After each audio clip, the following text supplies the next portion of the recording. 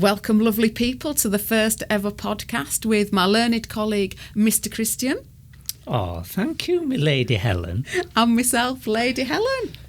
So this podcast is linked to Jazz Up Your Day. So we ran a course in lockdown called Jazz Up Your Day, and you may or may not have attended, but this is linked to that. And we've got a number of different subjects that we'll be talking about. Different information than when we were on our course as well. So there'll be some new nuggets of information. And Christian, what is the focus of today's podcast? Well, on this Jazz Up Your Day evolution, the next steps, we're going to be talking about sleep. But we've also got a title, haven't we, for the next gen, as I like to call it, of Jazz Up Your Day. We like to call it Jazz Up Your Day, Just Do One. So we've got 5 tips, and we'll be going through all the different things we've done on the course, but with different information. So that means that you can listen to this podcast, get some tips, but then go on the course and get some more tips. So we'll just kick off, shall we, with the top 5 tips on sleep. So, at 1, napping. Oh, I do enjoy a good nap. I know you do, I know. Oh my gosh, it's wonderful. Around 30 minutes between 1 and 3 p.m. are the most beneficial. So there's even been a 6.3-year study on it by Harvard School of Public Health and the University of Athens Medical School. And they found that a midday nap, or siesta, reduced coronary, it's easy for me to say, heart mortality by about 1/3 among men and women. So that's tip number 1. What have we got for tip number 2? Tip number 2, straight in at number 2, we are talking about eating meals at the same time each day. So having a nice regular routine for your food, but your evening meal, having that at the same time each day. And you need to be having it about 2 to 3 hours before you leap into your bed. You don't want to be eating anything too heavy either, and that's going to stop heartburn, feeling sick. On a Sunday night, I always have a takeaway, which is a bad move. I eat too late and I eat too much and I never have a good night's sleep. So it's not very good for the digestion or for the sleep. So did you have some fascinating facts about eggs? Oh, I did. Well, do you know what? An egg takes 30 minutes to digest. 30 minutes. Mind you, have you got any idea about beef or lamb? How long does that take? Well, I've heard that's 3 to 4 hours to digest. So you don't want to be eating too late. Oh, you don't, do you? Oh. And have a more egg-based diet. Although you could get egg-bound. Oh, I say, you're on fire, you are. You're on fire.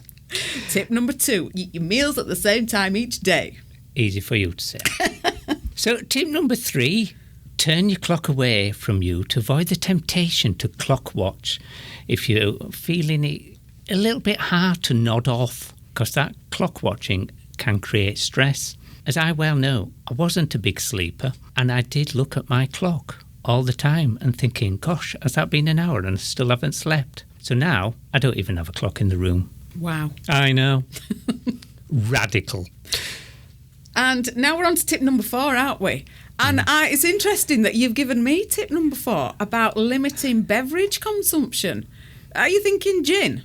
Gin, mate. Yeah, well, I was actually, yeah. Gin, wine, champers. I know you like a little bit of champers, don't you?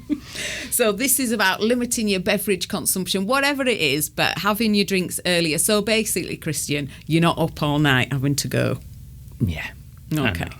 And in terms of alcohol really disrupts your sleep. So it's a bit of a myth, isn't it, when people say, oh, yeah, I like a nice whiskey, a little top to get me off to sleep. Well, it might send you to sleep straight away, but it'll wake you up and it'll disturb your circadian rhythms, won't it? You won't get the full restorative sleep that you would do if you'd not had an alcoholic drink before you went to bed. Absolutely, yes. And as you say, that waking up to go to the toilet, if you've had too much to drink, breaks your sleep cycle, and you really need to go through your sleep cycle in order to get the benefits. So tip number 5. Well, did you know, Helen? I'm all ears. During sleep, we get dehydrated. So starting your morning with a glass of water helps to rehydrate.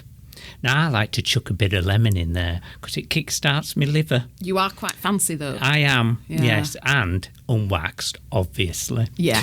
Yeah, so that's what I like to do. Corporation Pop. Corporation Pop, cheap, other than the lemon, but yeah, very nice. Perfect. Perfect start to the day. Now, my Lady Helen of the Yes. Connors, Yes. if you were just going to do one, which one would it be? Ooh, well, if I was just going to do one, I'm going to go with having a glass of water to kickstart my day after being rehydrated. Oh, Slice of lemon. I can recommend it. It's very nice. And Christian, if you were just going to do one, Yeah. which one would you do? Well, I'm going to do tip number 4, which is limit your beverage consumption. I am obsessed with Corporation Pop, aka water, and I just can't get enough of it. But I do realise that the knock-on effect means I'm up all night, cover your ears, peeing 3 to 4 times, which means that I'm not going through those 3 cycles of sleep. I know there's 3, 4 or 5, but they do, if we're talking about 3, because Yeah. you amalgamate the others. Yeah. So yeah, so that's what I'm going to do. Limit. Perfect. Right. Well, just do one. I will, and you too.